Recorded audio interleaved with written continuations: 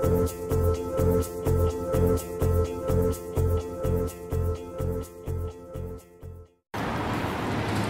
ang grupong Neptunandista. Kami ay mga mag-aaral mula sa paaralang Mandaluyong Science High School. Ang paksang naatas sa amin sa asignaturang Araling Panlipunan ay maglahad ng isang dokumentaryo ukol sa mga ilang gawa at huling sandali sa buhay ng isa sa pinakasikat ng propagandista at ating pambansang bayani na si Jose Rizal. Ang aming paksa ay sisimulan namin sa Fort Santiago, kung saan si Rizal ay nakulong bago barilin sa bintang pamumuno sa pag-aaklas, sedisyon, at sa pakikipag-alyansa sa mga revolusyonaryo laban sa pamahalang Espanyol. Dito rin sa lugar na ito, inilagi ni Rizal ang mga huling sandali ng kanyang buhay.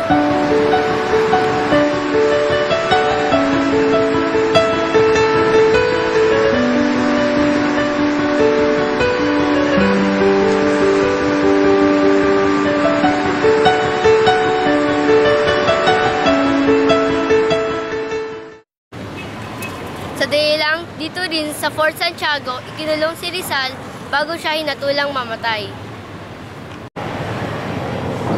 Itong mga huling hakbang na gawa sa metal ay ginawa upang alalahanin at gunitain ang kanyang huling paglalakbay mula Fort Santiago hanggang Luneta bago siya barilin.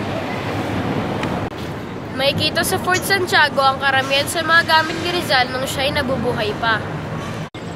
Tulad ng kanyang kasuotang Amerikana, litrato ng kanyang kasintahan na si Eleanor Rivera, at ilang mga likha na nagpapakita ng husay at galing ni Rizal sa iba't ibang larangan. Tulad ng pagiging skulptor o pagukit ng mga imahe sa bato at kahoy. Pati na rin ang pagiging mahusay sa paggatha ng iba't ibang imahe na nagpapakita ng kanyang kagalingan at kahasaan sa larangan ng sining. Makikita rin dito ang kanyang pamosong libro na kanyang isinulat at pinamagatang No Limitangere at El Filibusterismo. Ito rin ang kanyang mga obra na pinaniniwalaang nagpaalab sa mga damdamin ng mga Pilipino na hangaring magkaisa at maging malaya mula sa pananakop at pananamantala mula sa mga dayuhang Espanyol noong mga panahong iyon. Lingid sa kaalaman ng marami, si Rizal ay isa ring kolektor, siyentipiko at mananaliksik. Noong panahon na ipinatapon siya sa dapitan, marami siyang nakolektang iba't ibang uri ng mga insekto, ibon, paru-paro, ahas at mga kabibe. Noong panahon na iyon, siya ang may pinakamayaman at pinakamalaking koleksyon sa Pilipinas. Umabot sa 340 na iba't ibang klase ng kabibe at mahigit sa 200 na iba't ibang klase ng hayop at insekto ang kanyang nakolekta. Sa katunayan, 3 sa kanyang mga nidiskubre ay ipinangalan sa kanya ng mga European scientists. Ito ay ang Draco Rizali. Ito ay mas kilala bilang isang flying lizard. Ang Apogania Rizali, isang uri ng salabuho. At ang Racopor Rizali, isang kakaibang uri ng palaha. Makikita din dito ang lampara na isang araw bago siya barilin ay dinalaw siya ng kanyang ina, mga kapatid at mga pamangkin. Dito niya inihabilin sa kanyang kapatid na si Trinidad na mayroon siyang itinago sa loob ng lampara. Ito ay ang kanyang tula na kinilala sa buong mundo na pinamagatang Mi Ultimo Adios o ang huling paalam. Matatagpuan din dito ang silid at piitan kung saan siya huling kinulong bago ang takdang kamatayan.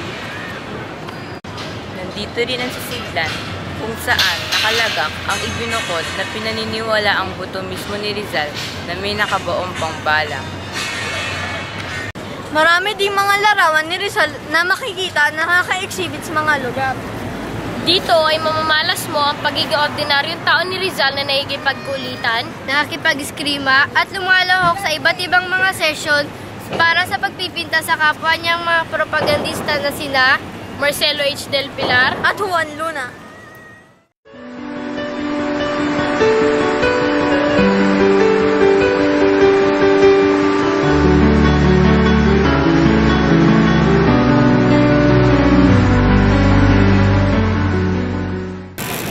Ang huling yugto ng aming dokumentaryo ay aming tatapusin sa Luneta, kung saan nakalagang ang kanyang mga labi. Ito rin ang lugar na sumisimbolo sa kanyang huli at ultimong sakripisyo para sa ating mga Pilipino at sa ating inang bayan. Muli kami ang Neptunandista. Maraming salamat po.